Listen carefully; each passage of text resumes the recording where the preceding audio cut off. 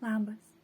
Lyginimasis su kitu mus sumažina, tarsi sumenkina ir sukuria to tokį nevertumą. Tad labai kviečiu save mažiau lygintis ir tas toksai kontrastas. Ir ne, čia taip pat mano žaidime kortelė yra apie stebuklus ir jų dydžio nelyginti. Taip ir gyvenime, kai moteris lyginasi su kita moterim ir pas ją plaukai vešlesni, pas kitą kojas ilgesnės, pas kitą dailesnis liemuo, atsiranda tam toksai neskanus prieskonis ir jis tikrai yra toks labai susigūžti, susimažinti, sukritikuoti save, ar ne? Tai pastebėjus, šį jausmą pastebėjus, savo viduje priminti stop, nustoju tai daryti. Ir į kitą jausmą tiesiog arba komplimentą savo sakom iš karto, toks labai paprastas, greitas dalykas. Arba įeinam į būseną, kurią dabar auginamės, ar ne? Tai, žodžiu, lyginimasis yra labai negeras dalykas. Taip, jo mus mokino ir mokykloje mes to turėdavom daug lyginimuose ir visur kitur visuomeniai, tai labai stipriai, tikrai stipriai įgyja. Ir natūralu, kad daugumą mes jų turim, dėl to aš tą temą ir liečiu. Jeigu kuri jau išaugote iš to ir nebesilygina, tai labai sveikinu, padarė didelį žingsnį jau sąmoningumo augime. O tai apie šią temą, tada įkvėpimo paieškos, ar ne, vat tą tokį įjungti smalsumą. Nes dabar, ko gero, jau yra dalis jau laiko praėjus, jau norisi greičiau, dažniau, ar ne? Ir įjungti smalsumą. Yra iš coachingo smalsumas. Kortelė žaidimas, ar pasitikė smalsumo instinktu? Ir smalsumas yra tai, kas veda pirmyn. Taip, smalsumas yra labai puikus dalykas, būtent dėl jo irgi dalis prisijungėt, nes smalsu.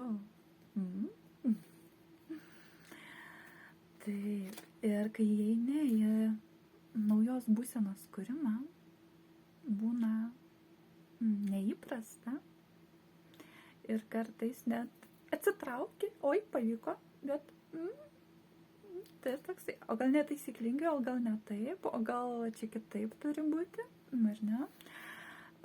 Bet svarbiausia, kad tave lydėtų geras jausmas, būtų tas toksai vidui šilta, miela, gera, toks meilės, grožėjimas ir gerėjimas jausmas.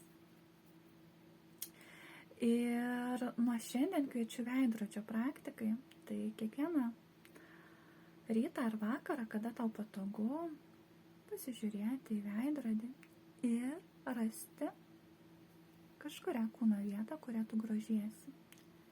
Ir kiekvieną dieną prisideda po naują dar į kūno dalį. Pavyzdžiui, šiandien pasigrožėjau koks tailus mano kaklas. Rytoj jau grožiuosi 2 dalykais.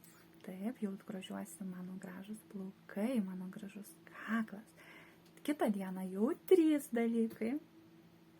Dar kitą dieną jau daugėja ir toks azartas, ar negali būti. Arba gali būti kitas jausmas, nebežinau, ir leisti tam jausmui būti. Jeigu atsirado tas jausmas toksai, kad nebefaina, neberandu, dar kažką, tai jau proveržį sukursi, priėmė tą jausmą, panaudoja emocijų paleidimo techniką, arba, jeigu neturi paleidimo technikos, gali pasidaryti tokią lengvą vizualizaciją. Tai 3 kartai įkvėpiam, iškvėpiam, ar ne, susijungiam su kvėpavimu, stebim kvėpavimą, kokius 10 kartų pastebim kvėpavimą ir tada įsivaizduojam, kad tą emociją įdedam į balionėlį, į vieną balionėlį, į kitą balionėlį, tos balionėlius laikom rankoj ir paleidžiam. Išskrenda ir jie tolsta ir išnyksta, ir tas jausmas sumažėja ir išnyksta.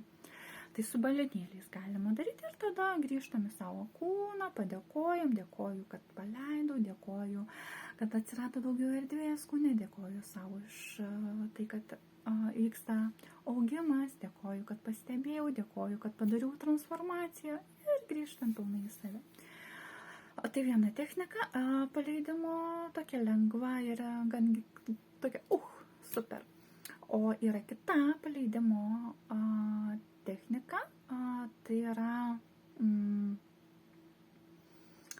tokia su debesimis, kad tu įsivaizduoji savo emociją, jausmą, tarsi tamsų debesėlį ir jį nupučia vėjas ir jis nutolsta ir išnyksta. Tai labai panašu kaip su balionais, tai gali pasirinkti tau tinkančią kažkurią šitą lengvą vizualizaciją, paleidimą. Arba yra daug labai skirtingų technikų ir per kvėpavimus, ir per meditacijas, ir su vandens stichija, ir emocijų paleidimas per klausimus. Tai žodžiu, arba šitas, kurias daviau gali naudoti, arba kažkurią iš savo turimų technikų, arba ieškoti naujos. Tai labai yra svarbu pokyčio procese paleisti jausmus, kurie susikuria, tavo pasipriešinimą, tą tokį, jį paleisti ir pratiname save nelyginti su kitais. Pamilti autentiškumą, pamilti savo unikalumą. Iki.